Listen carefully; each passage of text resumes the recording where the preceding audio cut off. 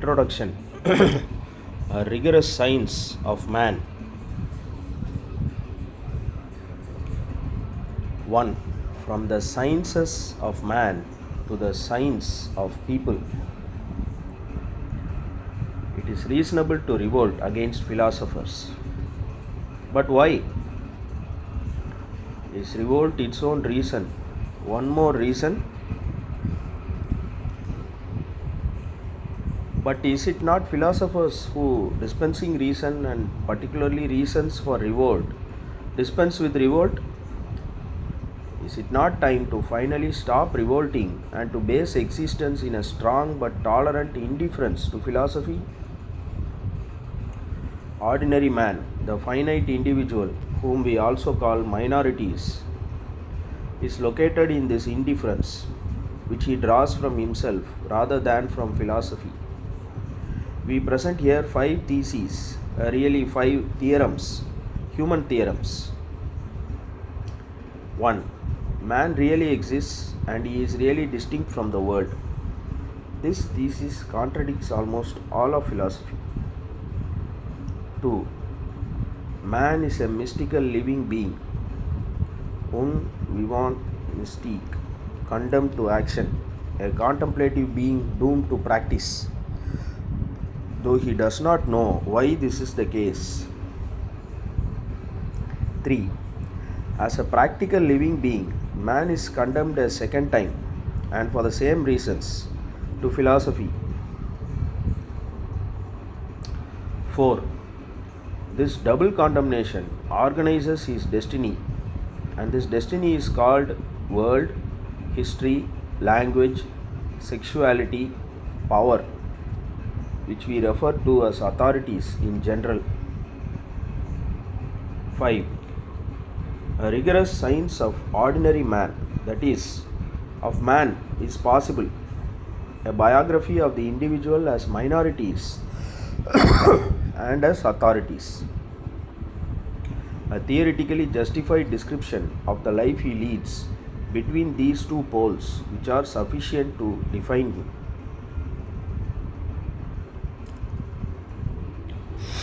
Such a description is the objective of this treatise.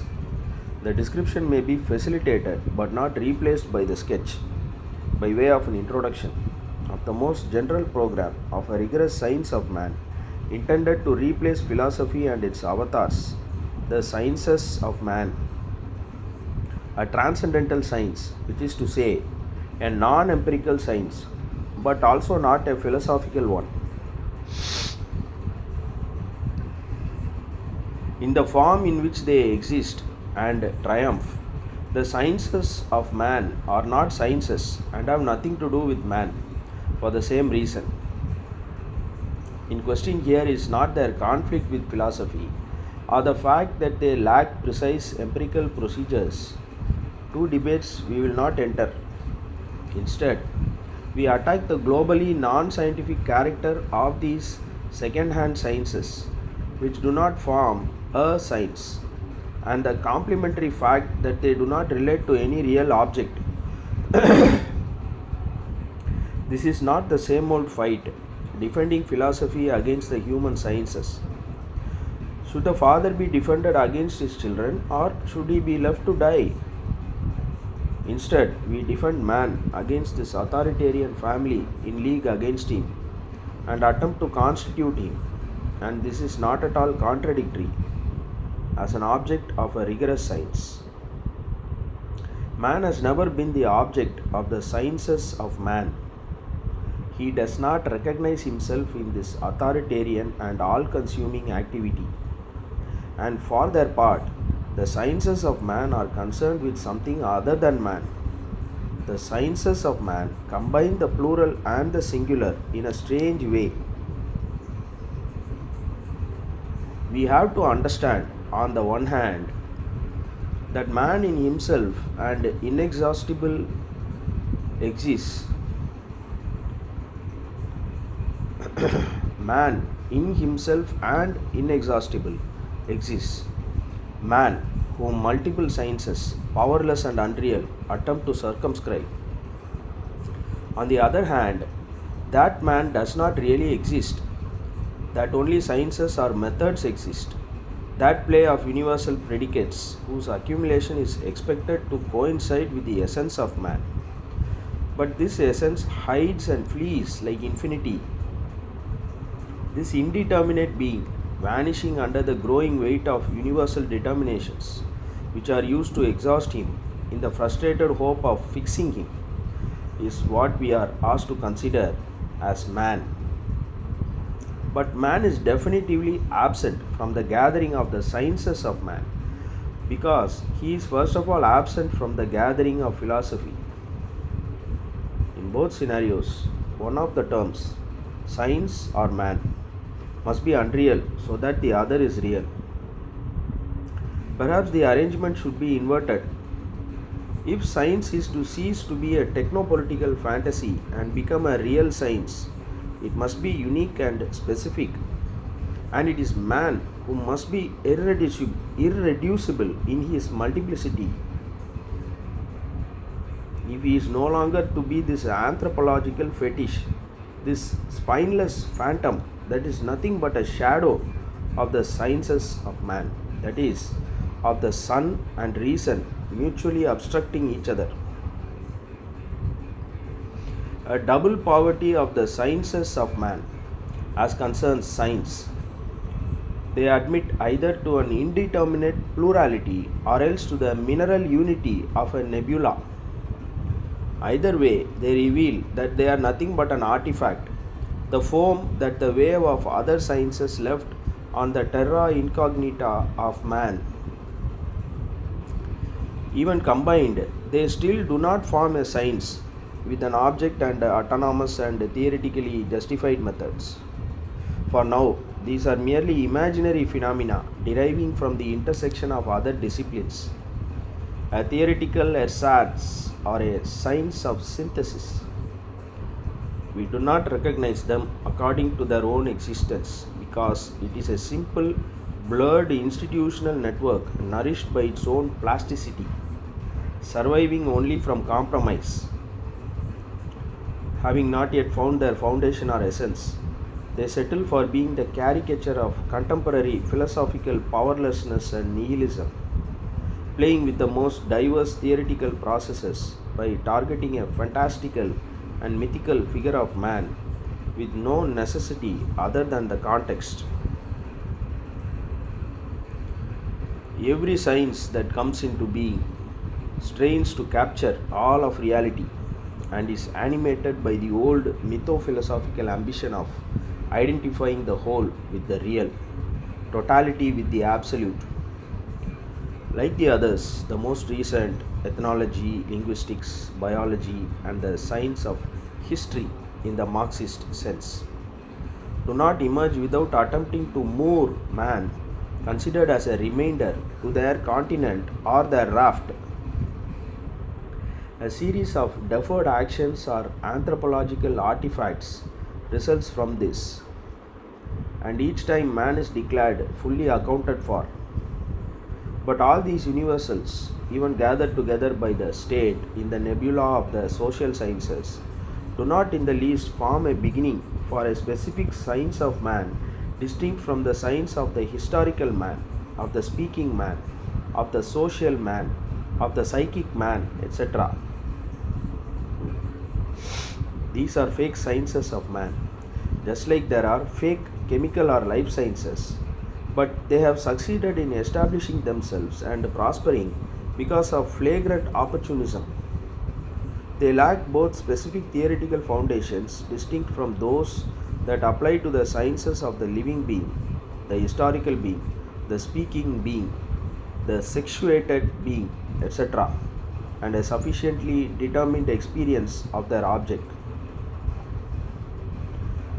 A genealogy of the sciences of man would show that they stem from the same archaic metaphysical presuppositions as rational psychology, from which the cogito has not been eradicated.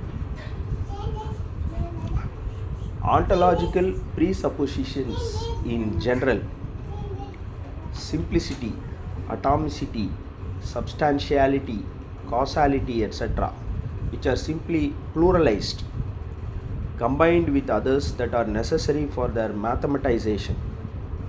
Smatterings of ancient philosophy, of politics, of rational psychology and sociology are externally reunited by the process and security of a cheap mathematization. This generalized intersection creates the techno-political wealth, that is to say, the real vacuity of this bric-a-brac, equally devoid of theoretical rigor and humanity, and for the same reasons. Because the essence of the science of man remains untaught, its rigorous phenomenal content having been forgotten, it is reconstructed from practical and theoretical elements which are effective elsewhere but here are taken without necessity. Under the sole arbitrary authority of the psychologist, the political scientist, the sociologist, the historian, etc.,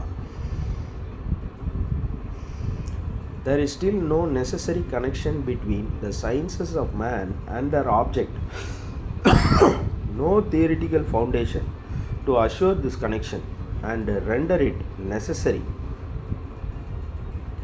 How to set up a rigorous science of man, established in the rigor specific to theory as such, that is, in the experience of the full and phenomenally positive sense of theoria, a science that would no longer borrow its means of investigation, demonstration, and validation from existing sciences. It must be based in the specific essence of its object, in the truth of its object. The discovery of the science of man and the discovery of the real essence of man are the same thing. As concerns man, the concept these sciences have of him is doubly indeterminate.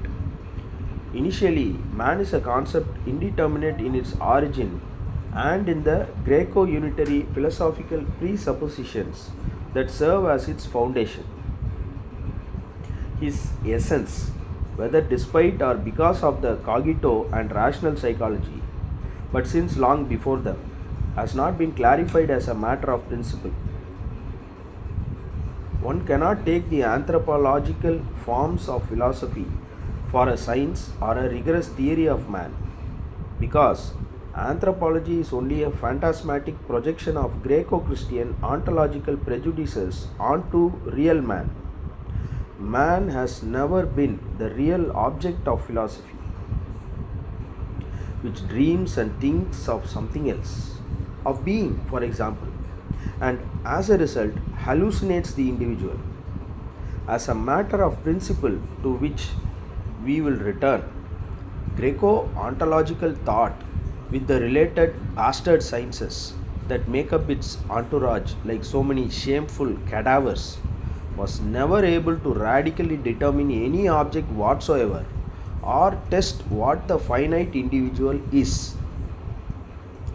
It is not only the cogito, the foundational text of its psychology and anthropology, that it leaves indeterminate in its meaning and truth, but also, and more profoundly, the non-anthropological essence of man.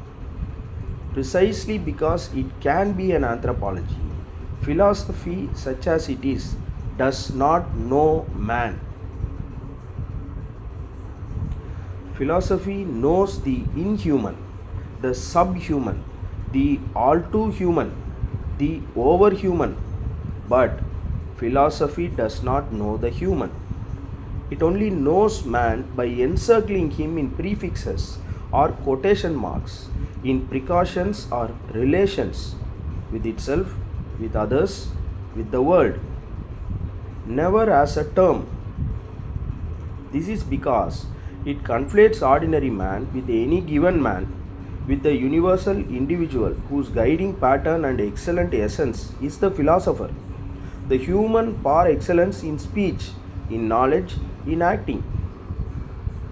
Philosophy identifies man with generalities or attributes, with a knowledge, an activity, a race, a desire,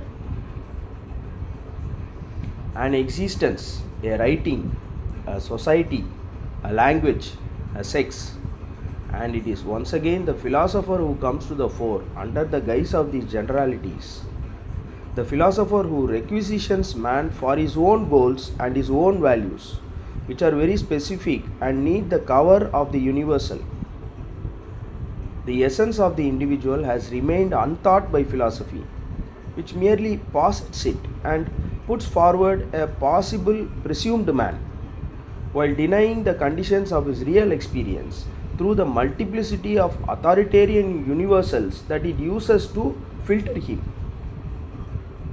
Man remains indeterminate a second time because the sciences of man, unable to reach the height of traditional philosophy, only bring out its originary theoretical carelessness and that with which in reality it is interconnected, its lack of humanity. The cogito, as well all the other unitary figures of the subject and of man, remain unclarified in their essence because they are all without exception based in anthropological parallelism, in the more or less distorted but never invalidated mixture or parallelity of man and logos, in this ruined cradle of the sciences of man, that is anthropological philosophical difference. Beginning with man and drawing conclusions from him about the state, about power, about language, about the world, anthropological difference prohibits beginning with man and his solitude. Anthropological difference prohibits beginning with man and his solitude. Anthropological difference begins from a mixture or a universal. Man as language, as desire, as society, as power, as sex, etc. It cannot be satisfied with ordinary man. It does not even see him. Thus, man will already be doubled, both exceeded and devalued by these philosophical puppets. The gregarious, the common, the everyday, the exoteric, the healthy understanding, or the communal consciousness, and by their symmetrical or complementary elements. The overman, the philosopher, the authentic man, the reflexive subject, spirit, etc. More generally, anthropological difference is the scission of the indivisible essence of man. It separates or thinks it separates what man is capable of. It separates or thinks it separates what man is capable of. Without a doubt, it is a hallucination that affects unitary thought, that is, the essential part of the Greco-Occidental tradition, more than the essence of man. Without a doubt, it is a hallucination that affects unitary thought more than the essence of man. But it explains why philosophy has not known man and has given rise only to a mere anthropology. In place of man, of his real and absolutely singular essence, it employs anthropological, even andrological images, quasi-transcendental androids, the cogito, ens creatum, spirit, the I think, the worker, the unconscious, etc. These are fictional beings responsible for populating the desert of anthropological screens, shadows projected on the steep walls of ideas, inhabitants of ideal caves. In this way, anthropological difference is the positing and the forgetting of the real or finite essence of man. It is identical to its own history, an auto-destruction or auto-inhibition of the mixture of man and logos. It is more profound than the humanism attacked by contemporary philosophy, restricting and drawing closer to the target so as to be all the more certain of reaching it. It reigns even in unitary deconstructions of humanism.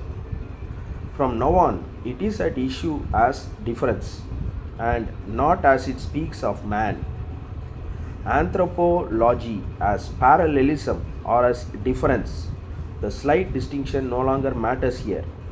Is the Greco unitary myth that must be excluded by a theoretically justified science of man, but on the following three conditions: that this exclusion be not the cause, but rather the effect of this science of man and of its positive essence; that this essence not take the vacant place of unitary anthropology, but on the contrary, that it be the instance capable of radically determining it.